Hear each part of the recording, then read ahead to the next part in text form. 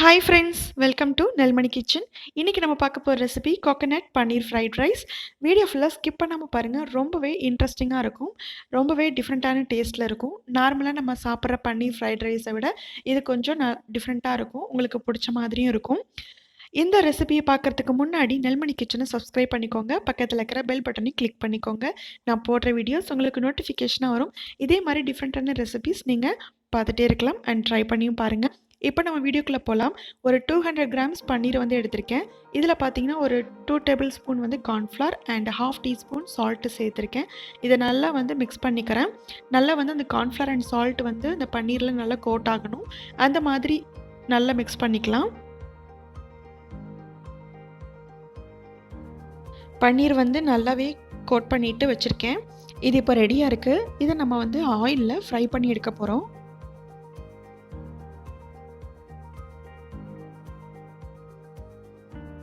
Oil வந்து already ஹீட்டாக இருக்குது. இப்போ பன்னீர் வந்து ஆட் பண்ணிவிட்டு நம்ம ஃப்ரை பண்ணி எடுத்துக்கலாம். பன்னீர் வந்து ஓவராகவும் குக் ஆகிடக்கூடாது. கார்ன்ஃப்ளவர் வந்து ஜஸ்ட் அந்த ஒரு க்ரன்ச்சினஸ்க்காக தான். ஸோ வந்து ரொம்பவும் குக் ஆகிடக்கூடாது. ஜஸ்ட் வந்து அந்த ப்ரௌன் கலர் வந்த உடனே நம்ம எடுத்துடலாம். லைட்டாக அந்த கலர் மாறினோடனே நம்ம எடுத்துடலாம். ஸோ அப்போ தான் வந்துட்டு உள்ளார அந்த சாஃப்ட்னஸ் வந்து இருக்கும். எல்லாமே இப்போ ஆட் பண்ணியாச்சு. இது வந்து ஒன் சைடுக்கு நல்லா குக் ஆகட்டும்.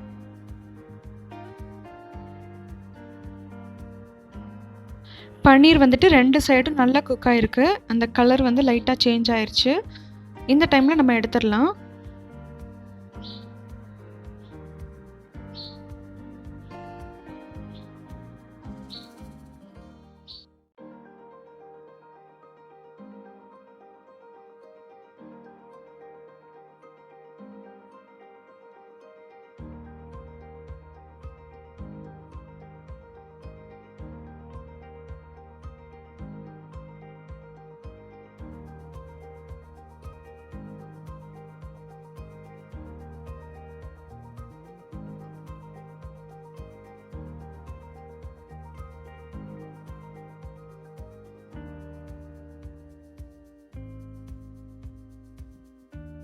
நெக்ஸ்ட் வந்து ஒரு பேன் வச்சுட்டு கொஞ்சமாக தேங்காய் சேர்த்துருக்கேன். தேங்காய் பார்த்தீங்கன்னா அரை மூடி தேங்காயில் பாதி அளவு சேர்த்துருக்கேன். நல்லா பூ மாதிரி துருவி எடுத்துக்கோங்க.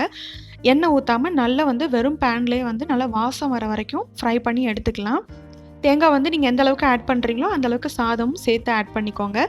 நிறையா வேணுனாலும் அதுக்கேற்ற மாதிரி நீங்கள் ஆட் பண்ணிக்கலாம். நல்ல வாசமாகவும் இருக்குது. அதே சமயத்தில் கலர் லைட்டாக சேஞ்ச் ஆகிருக்கு. இந்த டைமில் நம்ம தேங்காய் வந்து தனியாக எடுத்து வச்சிடலாம்.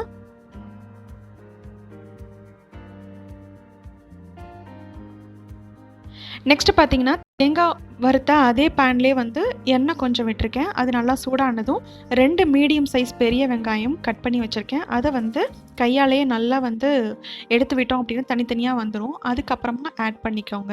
அப்போ தான் வந்து நல்லா அந்த ஒரு ஃப்ளேவர் இருக்கும்.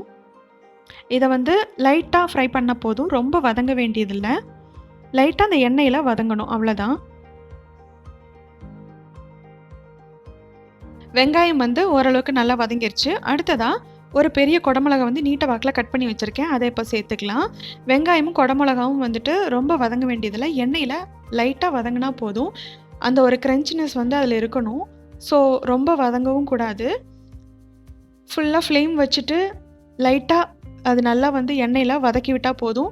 அந்த ஒரு செகண்ட் நல்லா ஃபுல் ஃப்ளேமில் நல்லா ஹீட்டில் அது நல்லா ஃபுல்லாக வதங்கணும். அந்த மாதிரி இருந்தால் மட்டும் போதும். அதுக்கப்புறம் கூட நீங்கள் ஃப்ளேமை சிம்மில் வச்சுட்டு அடுத்தது நீங்கள் ஆட் பண்ணிக்கலாம். நெக்ஸ்ட்டு பார்த்தீங்கன்னா 1 டீஸ்பூன் வந்து இஞ்சி பூண்டு பேஸ்ட் ஆட் பண்ணியிருக்கேன். அதுவும் நல்லா வந்து வதக்கிக்கலாம். அதோட பச்சை வாசனை போகட்டும். அந்தளவுக்கு நல்லா வதக்கிக்கலாம். எதுவுமே வந்து நீங்கள் ஃப்ளேம் ஃபுல்லாக வச்சுட்டு நல்லா வந்து வதக்கி விட்டிங்க அப்படின்னா ஒரு செகண்டில் நல்லா சீக்கிரம் இதாகிடும். இஞ்சி பூண்டு பேஸ்ட்டு, வெங்காயம், குடமிளகாய் எல்லாமே வந்து நல்லா ஓரளவுக்கு வதங்கிருச்சு. இப்போ நம்ம மசாலா சேர்த்துக்கலாம். ஜீரகத்தூள் சேர்த்துருக்கேன். ஜீரகம் பார்த்திங்கன்னா வீட்டிலையே வறுத்து அரைச்சி பொடி பண்ணி வச்சுருக்கேன். அதுலேருந்து 1 டீஸ்பூன் சேர்த்துருக்கேன். மிளகுத்தூள் 1 டீஸ்பூன். மிளகுத்தூள் தான் இதில் காரத்துக்கு. அதனால நீங்கள் எக்ஸ்ட்ரா கூட ஆட் பண்ணிக்கலாம், ரொம்ப ஸ்பைஸியாக வேணும்னு நினச்சிங்கன்னா. அடுத்ததாக சாட் மசாலா ஒரு 1/2 டீஸ்பூன் சேர்த்துக்கிறேன். இது கூடவே தேவையான அளவு உப்பு சேர்த்துட்டு எல்லாத்தையும் ஓரளவுக்கு நல்லா மிக்ஸ் பண்ணி விட்டுறலாம். ரொம்ப வந்து இதை நல்லா வதக்கி விட்டுட்டே இருக்கணும் அப்படின்னு இல்லை. லைட்டாக எல்லாத்தோடையும் கலந்து விட்டால் போதும். ஏற்கனவே வந்து ஜீரகத்தூள் வந்து வறுத்து தான் நம்ம பொடி பண்ணியிருக்கோம். அதனால இது எதுவுமே வந்துட்டு ரொம்ப நேரம் வதங்க வேண்டியதில்ல. லைட்டா எல்லாத்தோடையும் மிக்ஸ் பண்ணி விட்டுறலாம்.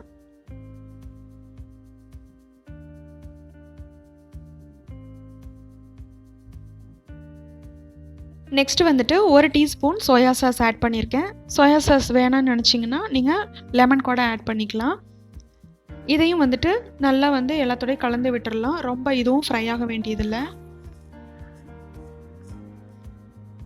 அடுத்ததாக பன்னீர் வந்து 2 அந்த க்யூபாக இருக்கிறத கட் பண்ணி வச்சுருக்கேன். அதை வந்து இது கூட சேர்த்துட்டு மிக்ஸ் பண்ணிக்கலாம்.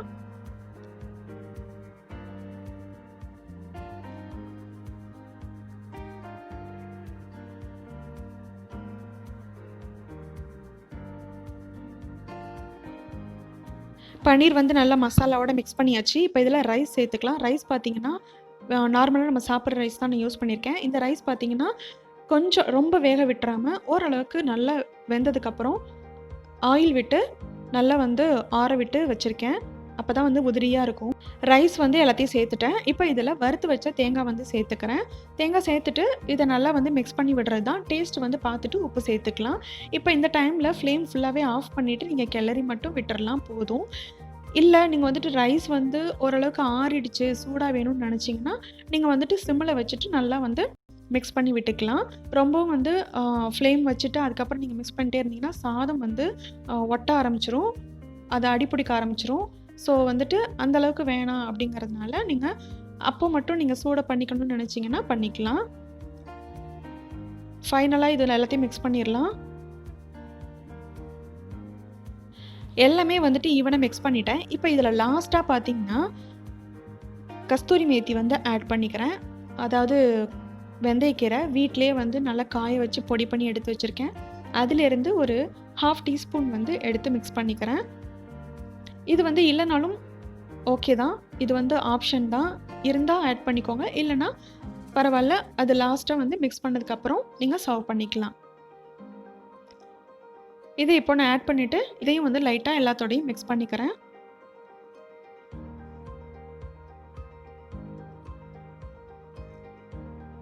அவ்வளோதான், ஃப்ரைட் ரைஸ் ரெடியாக இருக்குது. இப்போ இதை வந்து நம்ம பிளேட்டில் சர்வ் பண்ணிடலாம்.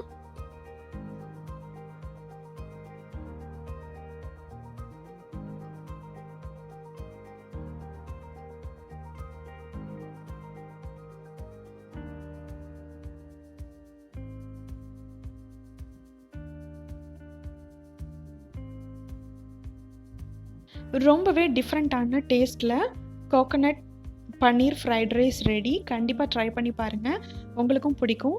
இந்த ரைஸில் பார்த்தீங்கன்னா அந்த கோகோனட் அண்ட் அந்த வெந்தயக்கீரை இதோட ஃப்ளேவர் வந்து கொஞ்சம் மைல்டாகவும் இருக்கும் அண்ட் ரொம்பவும் வந்து ஸ்பைஸியாகவும் இருக்காது. உங்களுக்கு ஸ்பைசி வேணும்னா நீங்கள் பெப்பர் கூட ஆட் பண்ணிக்கலாம். ரொம்பவே டிஃப்ரெண்ட்டான டேஸ்ட்டில் ஒரு ஃப்ரைட் ரைஸ் வந்து நீங்கள் வந்து ஃபீல் பண்ணுவீங்க. ஸோ கண்டிப்பாக ட்ரை பண்ணி பார்த்துட்டு எப்படி இருந்ததுன்னு உங்களோட கமெண்ட்ஸை ஷேர் பண்ணிக்கோங்க. இந்த ரெசிபி உங்களுக்கு பிடிச்சிருந்தா லைக் பண்ணுங்கள், ஷேர் பண்ணுங்கள். மறக்காமல் நெல்மணி கிச்சனை சப்ஸ்கிரைப் பண்ணிக்கோங்க. அப்போ தான் உங்களுக்கு இந்த மாதிரியான ஹெல்த்தியான ஒரு டிஃப்ரெண்ட்டான ரெசிபிஸ் வந்து நீங்கள் பார்த்துட்டே இருக்க முடியும். ஸோ தொடர்ந்து சப்போர்ட் பண்ணிகிட்டே இருங்க. இதே மாதிரி டிஃப்ரெண்ட்டான ரெசிபிஸோட நெக்ஸ்ட் வீடியோவில் பார்க்கலாம். பாய்.